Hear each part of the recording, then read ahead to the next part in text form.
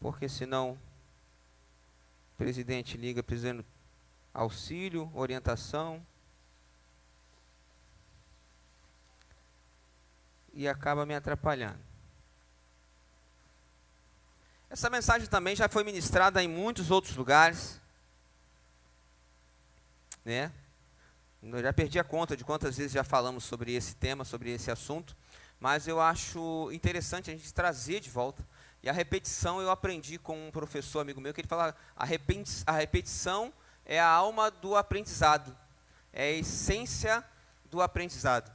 Quando eu fui na reunião de pais, lá na escolinha do Abne, e eu reclamei, porque ele passou um ano todo sem revisar em nenhum momento, né?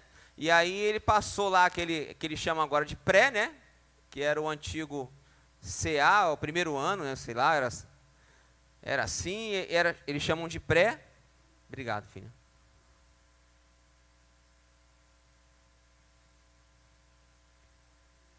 E eu cheguei e reclamei, eu falei assim, eu não sei se a intenção de vocês era dessa, mas eu aprendi e me ensinaram que repetir é um dos principais auxílios para o aprendizado. E eu vi o meu filho vendo uma coisa em fevereiro, na escola, e nunca mais ele viu aquela mesma matéria, aquele mesmo ensinamento, durante o ano todo.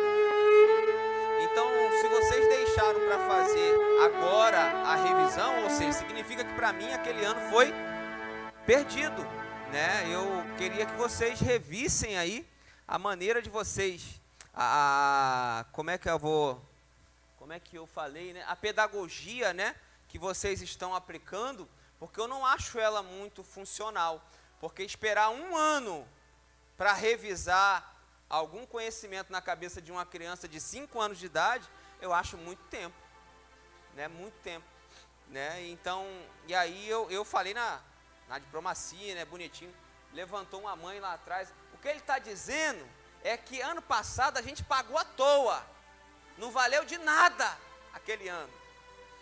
Aí eu ganhei força, né? Tinha uma partidária lá.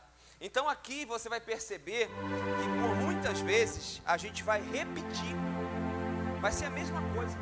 Quem foi com a gente lá no 120, lá em Jacarepaguá, né? Então eu lembro da pastora, esposa do pastor Ricardo, ela falou, a gente repete mesmo, a gente vai fazer a mesma coisa sempre, a gente vai fazendo a mesma coisa, porque não há o que se reinventar. Se a gente for tentar pregar, inventar outra coisa para pregar, a gente vai acabar tropeçando na nossa vanciência. Já nos alertava Paulo. A gente se perde na nossa vanciência. A gente quer ser aquele bambambam que tem o rema de Deus.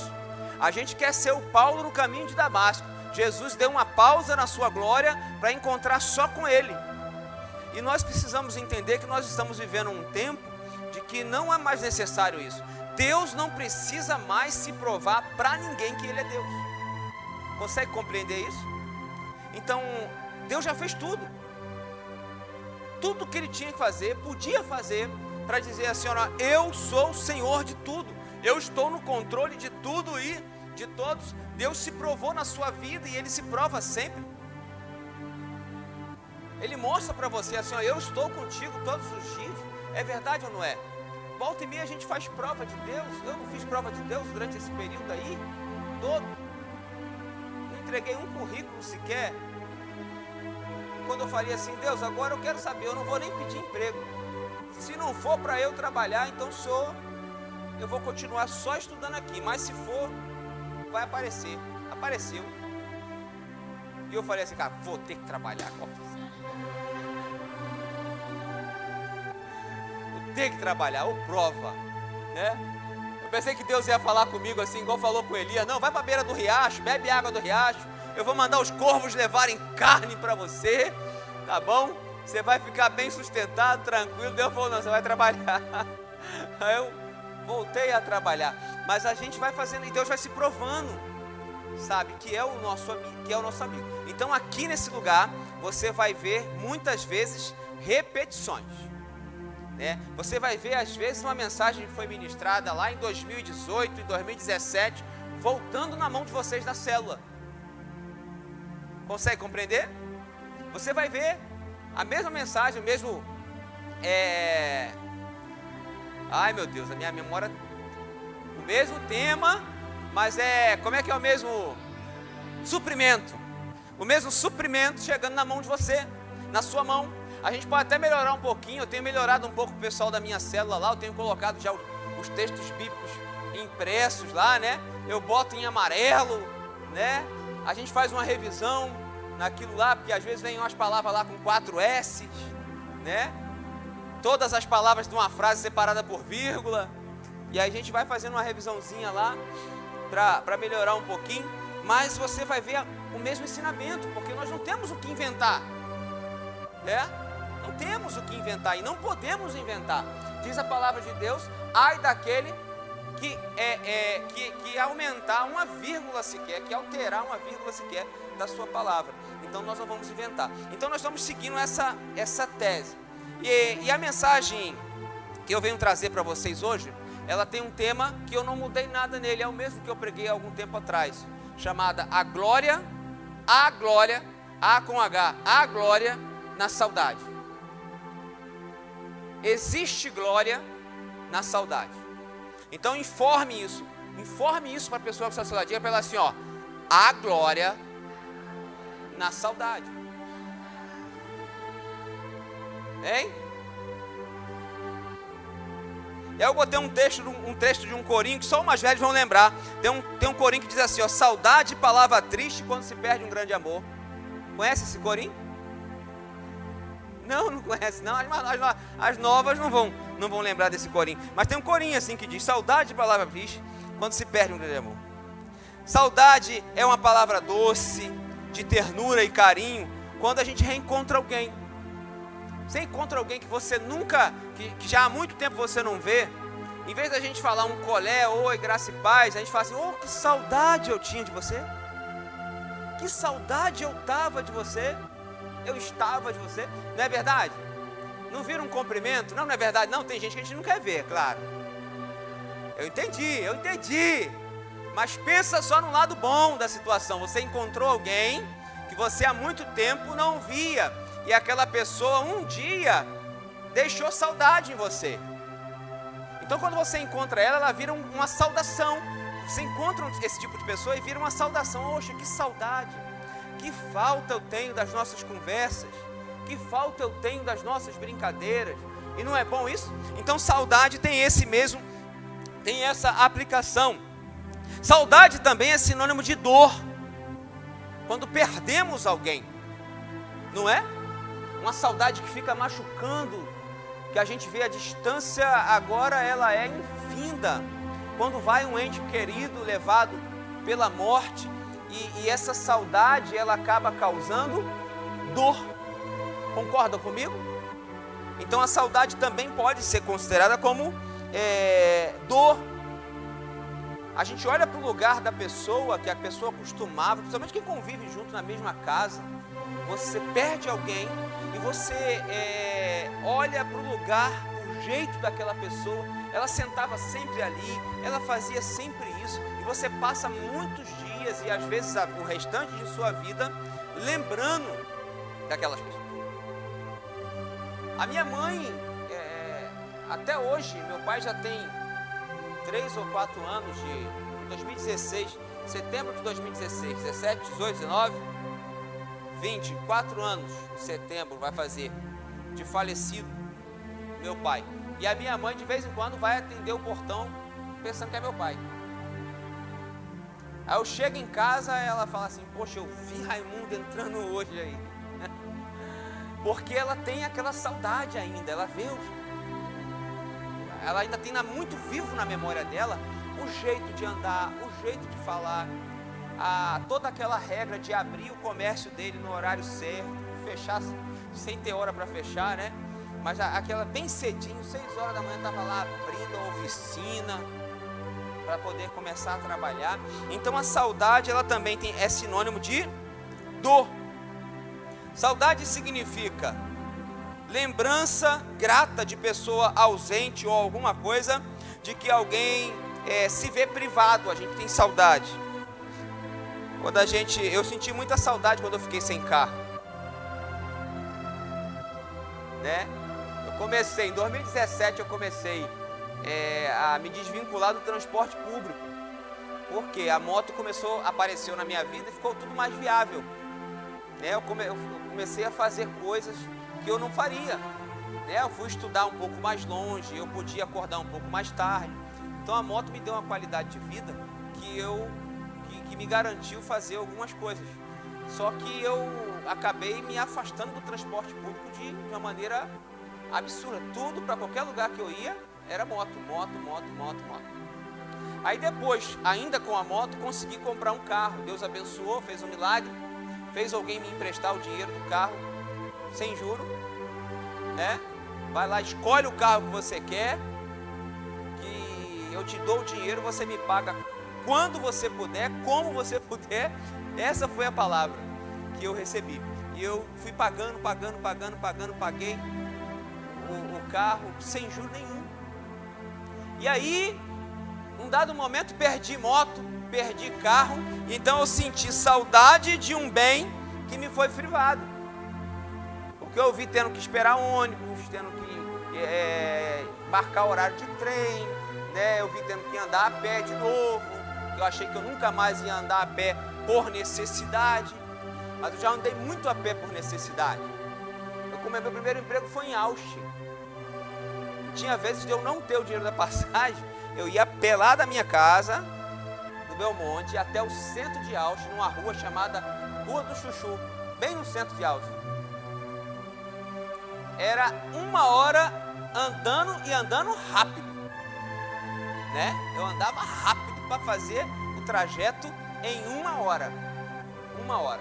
E não foi assim 1 dia, 2 dias, não, foi aí quase 1 ano andando a pé, fazendo isso aí. Tinha um amigo que ficava com pena de mim, ele ia de bicicleta. Aí às vezes me esperava lá no campo do Inconfidência. Na esquina do campo do Inconfidência, ele me esperava lá. Aí quando ele via eu aparecendo ali pela estrada da Postiação ali, eu montava na garupa dele, ele me levava o resto do trajeto. E era assim. Então a gente sente saudade também de algumas coisas que nós tínhamos e hoje não temos mais. Correto? É verdade ou não é? Alguém tem um tipo de saudade assim? Ah, eu tinha tal coisa e hoje não tenho mais. Eita, olha aí, ó. A branquinha foi embora. Deus vai te dar em dobro. Boas lembranças, boas recordações também trazem saudade. E a saudade também pode ser um cumprimento, como falei.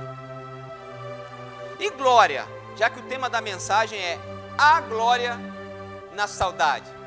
Glória significa honra, fama, celebridade adquirida por obras, por feitos ou por virtudes. Então, glória é mérito. E quando eu explico glória, eu lembro de um filme. Quem assistiu aqui Troia? Lembra desse filme? Troia, é um bom filme, não é? É um filme muito legal. Não gostou não? Morreu Aquiles, né? A moça está falando, não gostei, morreu Aquiles. Então Troia, há uma luta entre Aquiles e o príncipe da Grécia, de Troia, perdão, e o príncipe de Troia.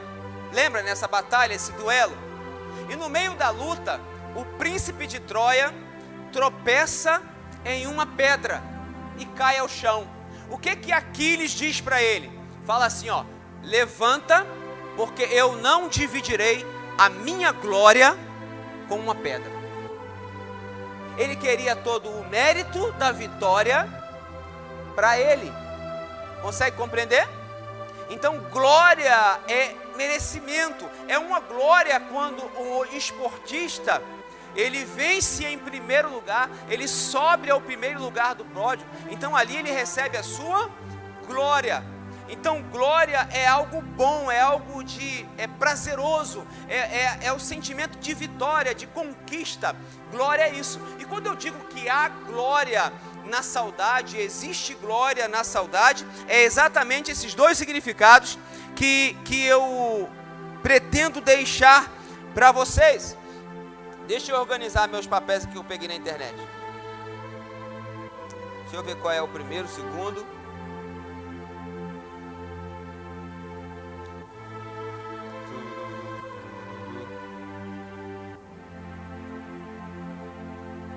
Aleluia. Da glória. Aqui tá.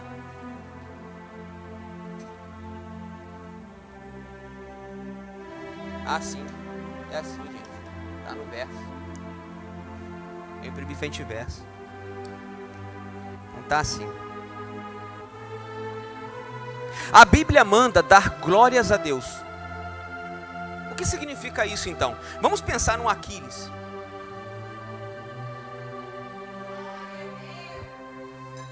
Só tá ligado. Eu fui na Universal uma vez. Toda vez que o pastor falava, tá ligado, pessoal? Batia palma. Tá ligado, irmão, a igreja? Aqui é quando eu bebo água, a gente bebe água, você dá glória. Amém? Então a Bíblia manda dar glória a Deus. Apocalipse 14, verso 7 diz assim, ó: um anjo proclamando em alta voz: temei a Deus e dai-lhe glória, porque a hora do seu juízo chegou. Adorai aquele que fez os céus e a terra, o mar e as fontes de água. Dar glória a Deus é não negar todo o seu poder de criação. Existe um pecado tratado na Bíblia como um pecado imperdoável, que é a blasfêmia contra o Espírito Santo. E sabe quando ele foi relatado? Quando Jesus fazendo sinais e maravilhas, curando, e algumas pessoas chegaram e disseram assim, ó, ele faz isso pelo poder de Beelzebul. Eles atribuíram o poder de Deus ao maligno. E nesse momento foi relatado: há um pecado que não tem perdão, a blasfêmia contra o Espírito Santo. Então nada que é feitio de Deus, que é criação de Deus, que é obra de Deus, pode ser atribuída a qualquer outra pessoa, nem mesmo ao acaso. Nós não podemos dizer que toda a criação de Deus é fruto do Big Bang. Nós não podemos dizer que toda a criação é fruto do acaso, surgiu de bactérias que se uniram com o calor do sol, mas até o sol foi Deus que fez. E aí apareceu um serzinho peludo, um macaco, e aí foi passando o tempo, ele foi evoluindo, até que ele falou assim: eu não vou comer mais fruta não, agora eu quero trabalhar, eu quero casar, eu quero ter sogra. Ele decidiu assim, ele foi evoluindo. Nós não podemos atribuir nenhum desses feitos que nitidamente são de algo superior, o nosso Deus, de algo tão poderoso, o nosso Deus, tão onisciente, onipresente, onipotente, tão poderoso, a nada que não seja Ele mesmo. Por isso que os anjos em Apocalipse dizem assim, ó: deem glória a Deus. E quando ele faz dei glória a Deus, não é gritar, explanar simplesmente glória, glória, glória, glória, não. É você entender que aquilo que Deus fez só pode ser atribuído a Ele. A Ele. A pessoa que está do seu lado, ela não é fruto do acaso, ela não é fruto da evolução, ela não é fruto do Big Bang, ela não é fruto de fusão de matérias que viajavam pelo cosmos, que se juntaram com luz, não. Ela é fruto da mão de Deus, do poder de Deus. Deus a fez, Deus criou. Então isso é dar glória a Deus. Quem é merecedor do mérito de toda essa criação que existe? Diga comigo: Deus. Toda honra e toda glória é dele. Não há ninguém, não tem como dividir a glória de Deus. A glória é dele. E falamos tudo isso para chegar ao tema da mensagem, a glória na saudade. A minha mãe dizia que não há nada mais triste do que um defunto sem choro. Lembram de eu falando isso? Eu já ministrei isso aqui. O que é isso, um defunto sem choro? E aí ela me explicou com um caso, que havia um menino aqui no bairro onde nós morávamos, que ele era um malfeitor, era um garoto dado a fazer delitos, crimes, né? E na nossa época tinha os caras que resolviam esses problemas, da maneira deles, né? Da maneira deles. Mas era um garoto tão já devasso com essa situação, que o dia em que ele foi pego, e ele foi baleado, ferido de morte, ele estava numa esquina próxima à minha casa, eu não lembro, sabe disso, estou contando o que minha mãe me contou, eu acho que nem, ia ser bebê, criança, 2 anos de idade, por aí, tá? Se eu estou parafraseando o que ela me contou. Ele foi ferido de morte numa esquina próxima à minha casa. Avisaram a mãe dele. Diz que a mãe dele desceu até a esquina e ele, caído no chão, baleado, sangrando, ele pedia água para a mãe e a mãe simplesmente ficou assim: meu filho, mas eu te falei tanto, eu te avisei tanto, eu te pedi tanto para você sair dessa vida. E ele pedindo água, água, água. Não há nada mais triste do que um defunto sem choro. A mãe dele já estava anestesiada por aquela situação. Ou seja, já esperava aquilo. E de alguma maneira, eu não sei como, ela se preparou para aquilo. E não houve choro. E ela ficou ali falando isso. Eu te avisei tanto, eu te pedi. Sabe o que esse menino não deixou? Diga comigo: saudade. Porque há glória na saudade. Sabe aquele defunto que a viúva quer se jogar dentro da cova? A glória disso aí, né? Que seja por amor, né? Não porque deixou conta para pagar, né? Porque tem esses casos também, né? Ela se joga, chora, faz um escândalo. Por que você me deixou? Mas deixou uma dívida absurda para eu pagar. E assim vai. Mas quando há aquele choro, eu lembro de pessoas se despedindo de entes queridos. A glória nisso daí. Repita comigo assim, ó: eu tenho um compromisso comigo mesmo. Diga assim, ó: eu vou deixar saudade. Você tem que fazer falta para as pessoas. Você tem que fazer falta para alguém. As pessoas precisam lembrar de você. Quando você chegar em uma casa, você precisa ser resolvido, bem recebido, porque você faz falta naquele lugar.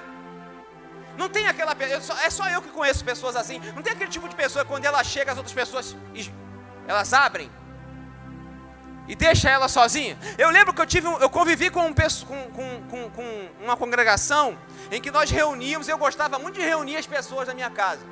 Lidiane ficava chateada porque a casa depois ficava suja e quem arrumava era ela. Mas volta e meia a gente marcava as coisas na minha casa e eu chamava todo mundo para minha casa. Eu não queria nem saber como ela ia se virar, mas eu marcava e quando ela via, a pessoa já estava chegando. E teve um período que eu comecei a convidar as pessoas. E muitas delas chegavam para mim assim: mas fulano vai estar lá? Eu falei: vai. Aí eles falavam assim: não, então não vou não. Aí eu ia para outro: lá em casa, tal dia vai ter um festival de pizza lá, fulano vai? Ou vai? Então não vou não. Não tem esse tipo de pessoa? E aí virou chacota, né? Fulano acabou tendo um codinome que era Nego, não por causa da cor da pele não, porque o pessoal falava assim: ó, não, Nego vai estar lá, porque eles falavam assim: Nego é fogo, mas não tinha nada a ver com a cor da pele da pessoa não, né? Não vou não, Nego vai, eu não vou, porque Nego é como se fosse assim, toda a gente, né? Generalizando, né? Então não vou não. Então diga para a pessoa que está do seu lado: é muito ruim você ser esse tipo de pessoa. Diga para ela assim: ó, eu profetizo que você será para as pessoas como o açúcar é para a formiga, Você vai aglomerar pessoas ao seu redor. Você vai ser... as pessoas vão querer estar junto de você. Precisa ser assim. Precisa ser assim. Amém? Ainda mais pra gente que trabalha com célula. Imagina você ser esse tipo de pessoa que ninguém quer estar perto de você. Meu Deus do céu. Vai dar ruim o negócio. É falência. Vamos lá. Agora eu me perdi.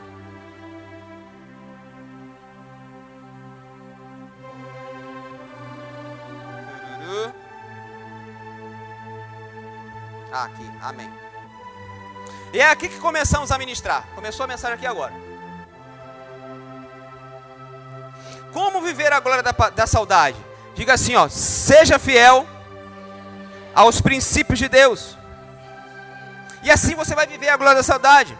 Para ministrar isso, eu quero usar um exemplo de vocês. Eu queria que você abrisse sua Bíblia no Gênesis, capítulo 37.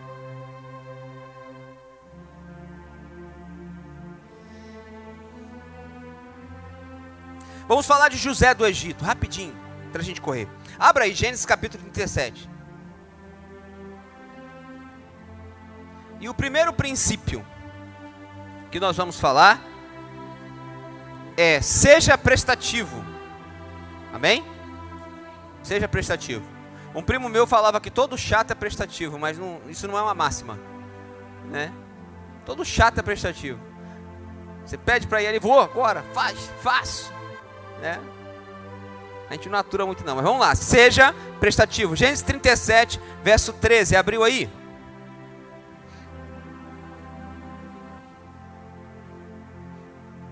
Gênesis 37, verso 13. Essa música tá parecendo...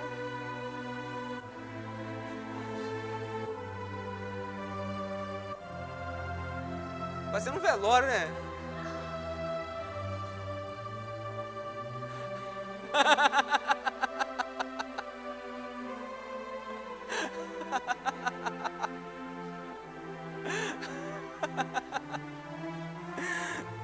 Logo hoje que eu vim de diante de Jó.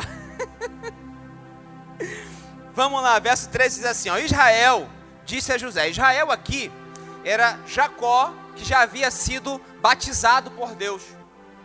Deus falou assim: a partir de hoje você não se chama mais Jacó, você vai chamar Israel. Então, Israel aqui é o mesmo Jacó. Ele disse a José, seu filho: os teus irmãos não estão cuidando do rebanho em Siquém?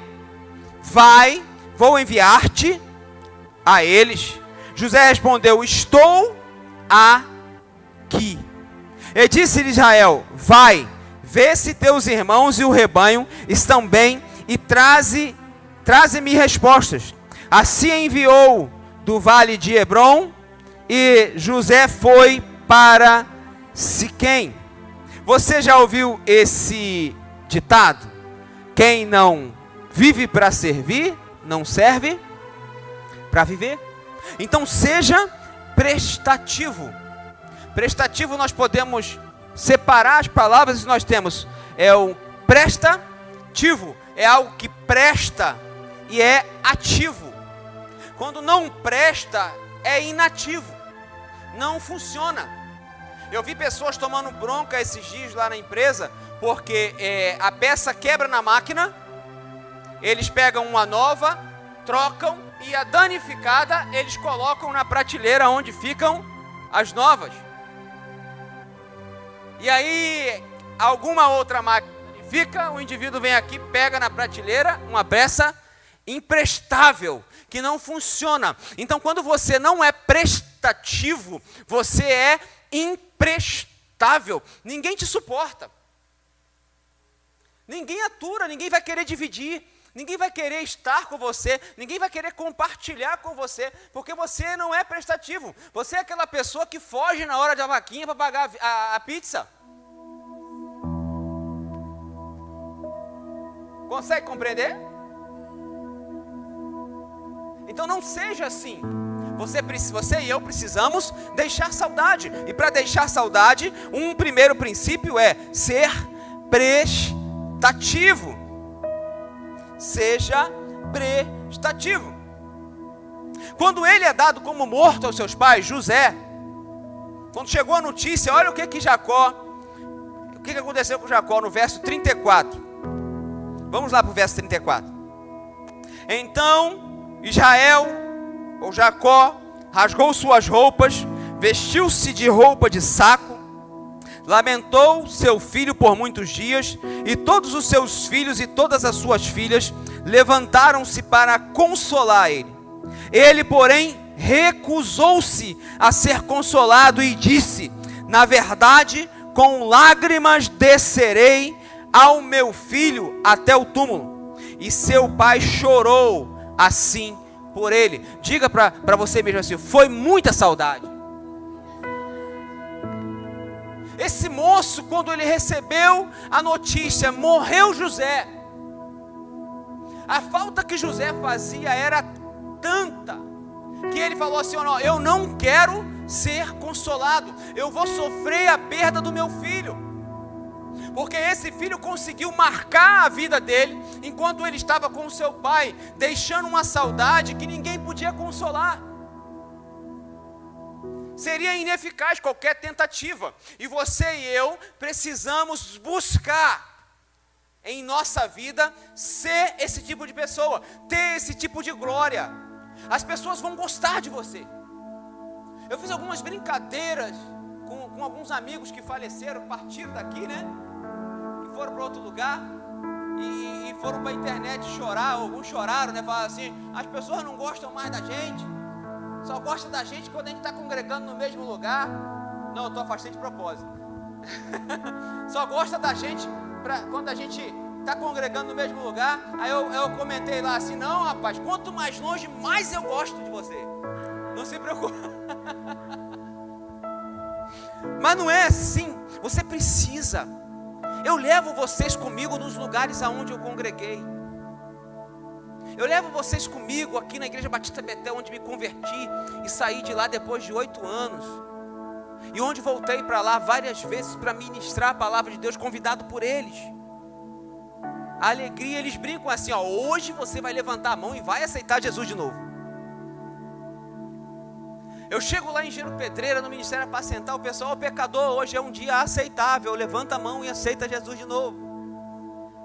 Ou então eu chego na porta, vem o pessoal: biscoito, e me abraça.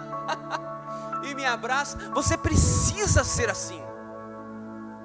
Você tem uma obrigação óbvia na sua vida, é ser melhor do que eu, no mínimo ser melhor do que eu. E não é difícil. No mínimo você precisa ser melhor do que eu. Então você precisa deixar saudade por onde quer que você faça. Vão chorar por você muito. E eu não estou profetizando que você vai morrer, não. Tá bom? Mas você vai deixar saudade.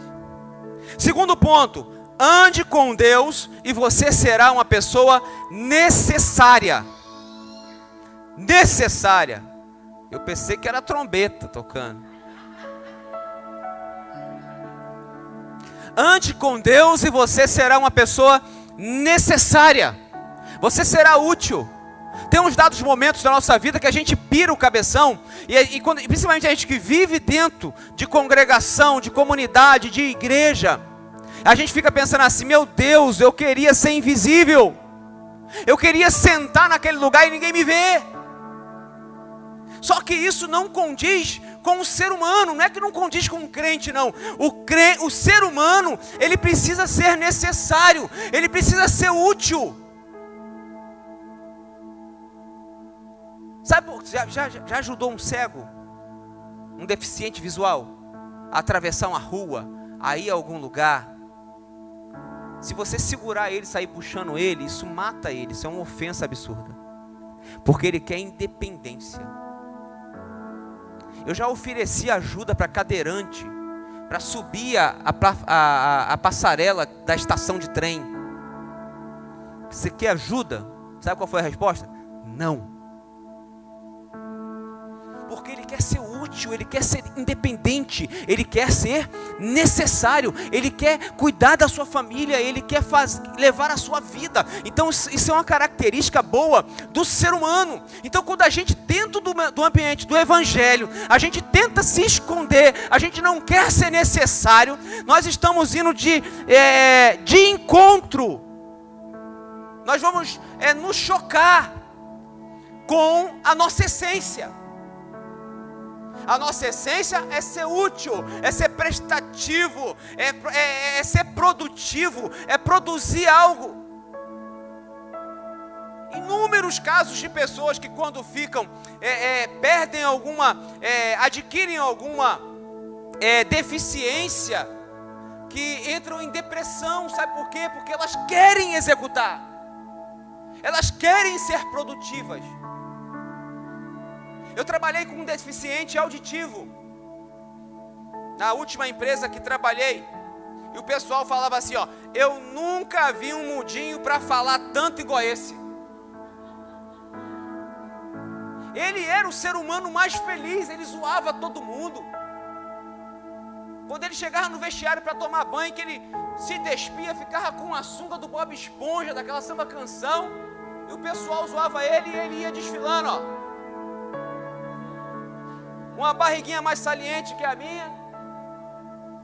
Alain, o nome dele. Era uma pessoa feliz, alegre, sabe por quê? Porque a deficiência dele não impediu ele de ser produtivo, de ser necessário. E ele era extremamente necessário.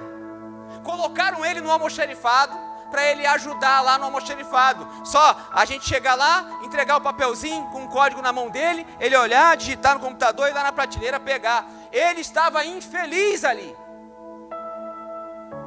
Porque era muito simples para ele. Ele queria mostrar como ele era útil. E aí botaram ele numa máquina para operar a máquina, e aquilo foi ótimo para ele. A máquina dava defeito, ele ia lá na manutenção.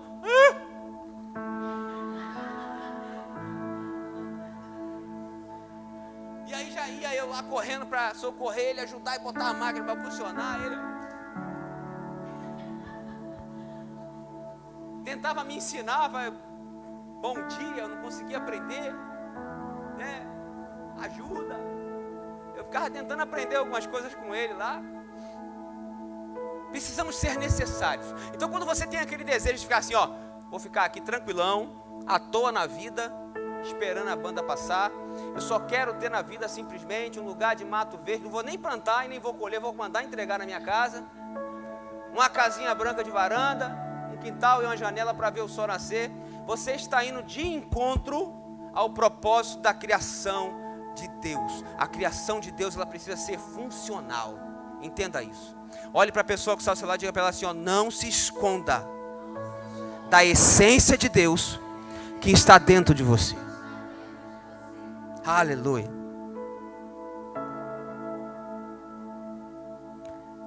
Gênesis 39 diz assim. Aí já vamos para outro ponto da história de José. Ele foi preso. Seus irmãos enganaram. A história vocês conhecem, não conhecem? O enganaram, disseram para o pai que ele havia morrido. Não, mas venderam ele. E ele chegou a morar na casa de Potifar. Ali ele era escravo, foi comprado. Ele era escravo ali. Mas como escravo, olha só o que aconteceu. Verso 3 do capítulo 39. O seu senhor viu que Deus estava com ele e fazia prosperar em sua mão tudo quanto ele empreendia. Por isso José achou favor aos olhos dele e tornou-se seu assessor, de modo que ele o fez mordomo de sua casa e entregou em suas mãos tudo o que ele possuía. Ande com Deus e você será necessário. De escravo, José agora tomava conta de tudo que pertencia ao seu senhor. Foi comprado para limpar, para cuidar dos animais e agora administrava. Tudo, dinheiro, renda, terras, animais, outros empregados. Então aprenda isso. Ande com Deus e serás necessário. No seu ambiente de trabalho, onde você está, você será o necessário. Você acha que esse homem tinha só José de escravo? Mas a diferença é que ele olhou para José, o texto diz isso. Ele olhou para José e viu que Deus estava com ele. Aponte o dedo para a pessoa que só diz assim, ó, eu vejo que Deus é contigo. Vejo que Deus é contigo. Eu vejo que Deus é contigo. Nem que seja assim, pela paciência que eu tenho contigo, eu vejo que Deus é contigo.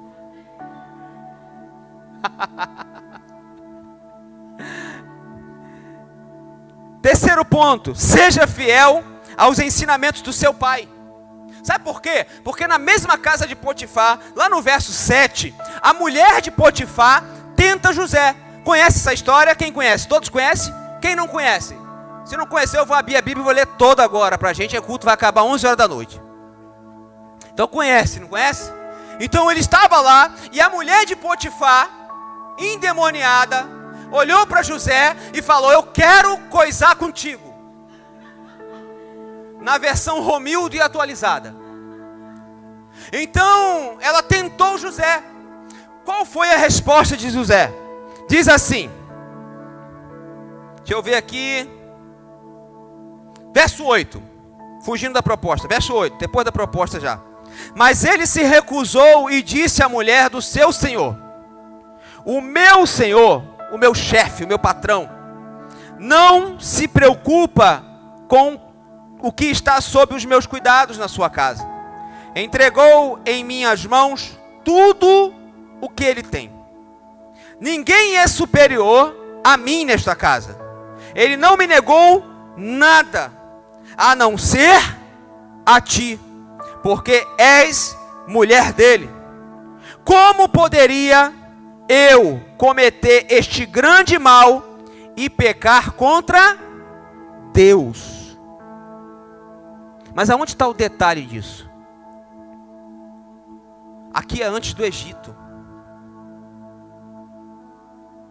Na cronologia bíblica, esse acontecimento é antes do Egito. É antes de Moisés. É antes de Moisés libertar o povo. É antes de Moisés pegar o povo e ir para o deserto. É antes de Moisés subir ao monte e Deus entregar para ele os 10 mandamentos, escrito em pedra. E lá nos 10 mandamentos está lá, não cobiçarás a mulher do próximo. Isso foi antes. Então entenda algo. Onde José leu que se deitando com a mulher de Potifar, ele pecaria contra Deus. Repita comigo. Ele ouviu o conselho dos seus pais. Lembra o que ministramos há um tempo atrás? A situação pode ser até legal, mas sendo imoral, ela também ofende Deus. Lembra da mulher, da mãe, que a minha mãe contou a história, que ficou, eu te pedi tanto, eu te avisei tanto. Dê ouvido ao conselho dos seus pais. Eu fui advertido ontem porque chamei um senhor de senhor. Falei, senhor, posso pegar aqui a ferramenta tal? Ele, ó, o senhor está no céu. Eu falei, você me desculpa, é que eu sou da geração que pede bênção à mãe ainda. Aí ele falou, não sou seu pai. Falei, tá bom, vou me policiar, vou tentar aí, né? Aí eu vejo ele lá de cabelinho branco, lá, trabalhando, ensinando todo mundo a trabalhar. Aí o senhor ofendeu ele. Mas a gente é dessa geração, então você precisa dar ouvidos aos conselhos dos seus pais. Foi o que José fez, porque na Bíblia ele não leu. Isso eu te garanto, que na Bíblia ele não leu. Ele não tinha a Bíblia ainda. Ele só tinha os ensinamentos que os seus pais haviam passado para ele. E os seus pais tinham um relacionamento que tinham com Deus, diretamente. Era Israel que viu os céus abertos, a escada, anjos subindo e descendo. Foi Jacó, Israel, o pai dele, que lutou com o anjo de Deus. Foi ferido na coxa, ele não. O que ele recebeu de Deus foi enviado pelos seus pais. Então esse é o terceiro conselho: seja fiel ao ensinamento de seu pai. Quarto, seja digno de confiança e as portas se abrirão. Aí aconteceu isso. Deixa eu ver que horas tem. Estamos no prazo ainda. Aconteceu isso. A mulher de Potifar foi lá, tentou José. Com isso, Potifar mandou prender José, que já era um presente da confiança, porque se roubasse, cortaria a mão. Imagine se mexesse com a mulher do outro.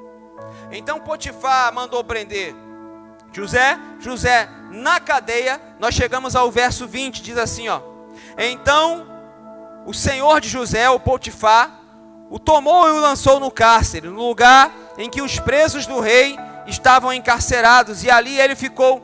O Senhor, porém, olha o texto do verso 21, o Senhor, porém, estava com ele, estendendo sobre ele a sua bondade e dando-lhe favor aos olhos dos carcereiros, o qual entregou nas mãos de José todos os presos que estavam no cárcere.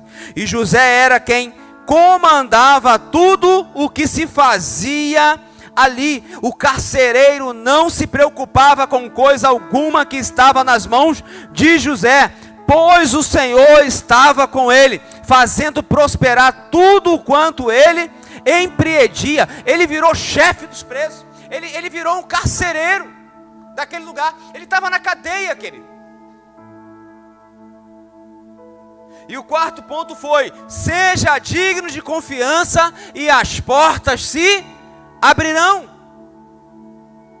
Seja aquele que não precisa de tomar vantagem. Seja aquele que não leve a ferramenta para casa. Sabe? Seja aquele que a coisa está aqui, ó, fácil de ser levada, mas você não é meu. Aqui está de graça, não, eu vou pagar em 1000 vezes. Seja de confiança e as portas vão se abrir para você. Eu vi pessoas passarem vergonha, sabe? Colegas de trabalho saírem algemados, a polícia veio buscar, porque levava aquilo que pertencia à empresa, ao dono da empresa. Sabia disso? Pegaram na câmera. E o diretor da empresa ligar para a polícia vir, mostrar a filmagem. E sai 2 pais de família algemados no ambiente de trabalho.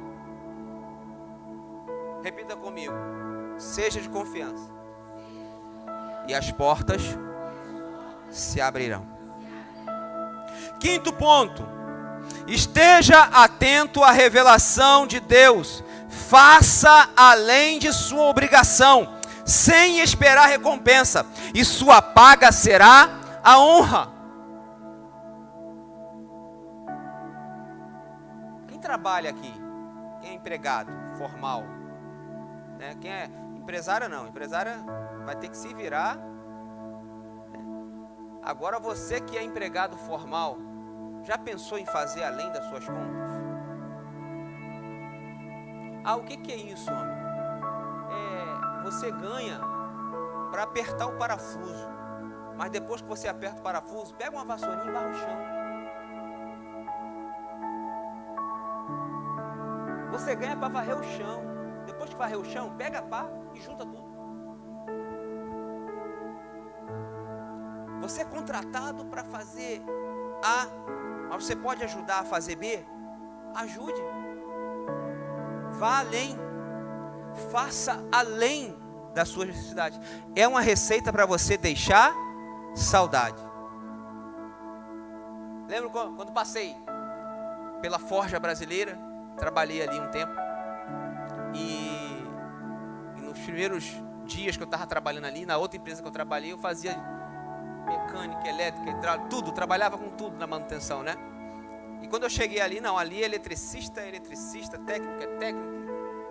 E eu vi um mecânico meio perdido em uma máquina, que era um negócio simples, que eu sabia, só que ele preocupado que o chefe ia chegar, e aí ele foi buscar uma ferramenta. Ele foi buscar uma ferramenta, eu desci 2 degraus, fui lá, encaixei no lugar, botei, ele veio e apertou o parafuso e colocou. Anos depois, eu encontrei ele em uma outra empresa. Ele chegou para mim e falou assim: cara, eu não esqueço daquele dia. Nunca um eletricista tinha me ajudado daquele jeito. Eu estava perdido, não sabia o que fazer. Mas quando eu fui na oficina e voltei, você já tinha feito o meu trabalho com você. Deixe saudade. Faça além daquilo que te pedem.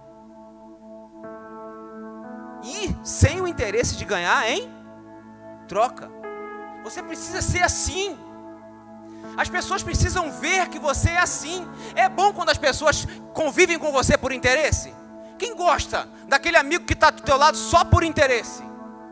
Ninguém gosta, querido. Então não seja assim. Seja aquele que está ali para contribuir, para fazer um pouco mais daquilo que te pedem. E você será honrado no tempo certo. Você será honrado por Deus. Amém?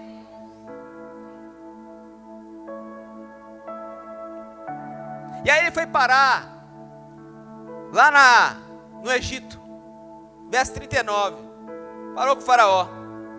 Depois o faraó disse a José, olha só o que ele disse: visto que Deus te revelou tudo isso, ninguém há que tenha discernido a sabedoria como tu. Comandarás a minha casa, e todo o meu povo se governará por tua ordem. Somente no trono serei maior que tu.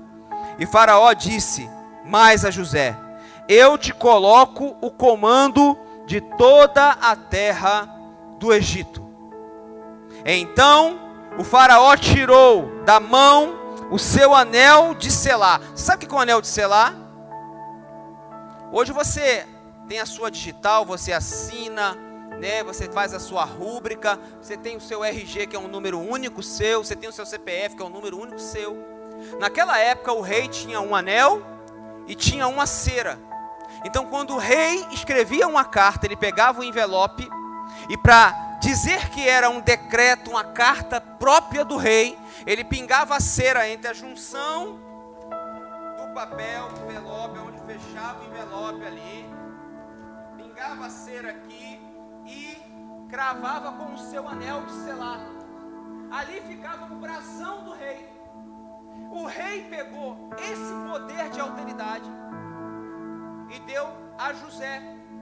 José podia escrever uma lei: a partir de hoje todo mundo vai ter que assistir Chaves e Chapolin, e botar ali o anel, e seria lei.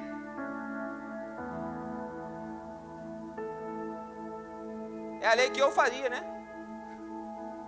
Toda criança vai ter que assistir Chaves e Chapolin agora, a partir de hoje. Para com esse negócio de Dragon Ball, de não sei o que. Isso deixa retardado.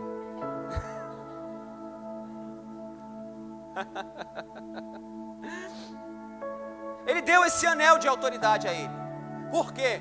José fazia sempre além do que ele era mandado. E Deus era com ele. Deus é contigo? Então o que falta para você? Deixa eu vir aqui no que falta para você. Seja prestativo. Se você é prestativo, menos um falta. Ande com Deus. Você anda com Deus? Amém. Então menos um falta também.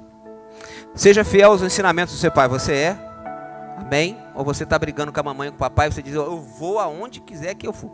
Ou você fica ameaçando o pai e mãe assim, ó: espera só eu fazer 18 anos. Tem gente que ameaça assim, né? Um amigo falou que ouviu isso de um jovem, e a mãe respondeu para ele assim, ó: 18 anos sem emprego, sem dinheiro, sem casa, sem ter como comprar comida, não quer dizer nada. Seja fiel aos ensinamentos do seu pai.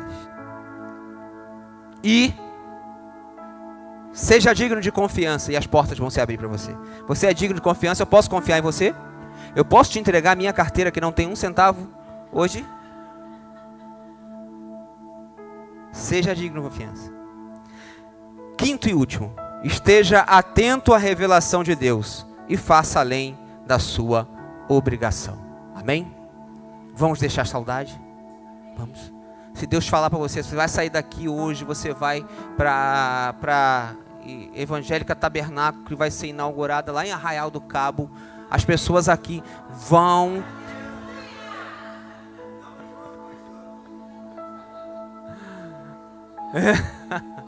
Oh! É prova. Eu anunciei uma loja que tem lá, que era a serralheria do meu pai. Eu anunciei assim, fiz questão de anunciar: alugo só para a igreja. Só para a igreja. Porque eu quero movimentar a rua com igreja ali, né? E por um tempo funcionou, foi muito bom. Os olheiros fugiram da rua, ele ficou ali, a igreja foi para outro lugar. Aí eu anunciei. Esses dias me ligou um pastor, para você ver como é prova. Ele me ligou, ele com um sotaque meio, que eu não sei de onde é, um sotaque. Tem residência? Aí eu falei, tem muitas residências alugando na Redondeza, perto da igreja também. Eu posso até ver para você. Um amigo meu, ele falou, não, você não está entendendo. Eu não tenho dinheiro para pagar 2 aluguel. Precisa ter um lugarzinho para eu viver também, junto da igreja. Então, às vezes, a prova é essa. Vamos para Arraial do Cabo, vamos inaugurar a IET lá em Arraial do Cabo, em Búzios. Vamos para Fernando de Noronha, inaugurar a IET Fernando de Noronha. Vamos, show de bola. Vai lá, vai na prova, né? Vai passar pelo poço, vai passar pela casa de Potifar, vai passar pelo Egito, pelo cárcere, mas Deus vai te honrar. Fique de pé comigo, eu queria orar por você.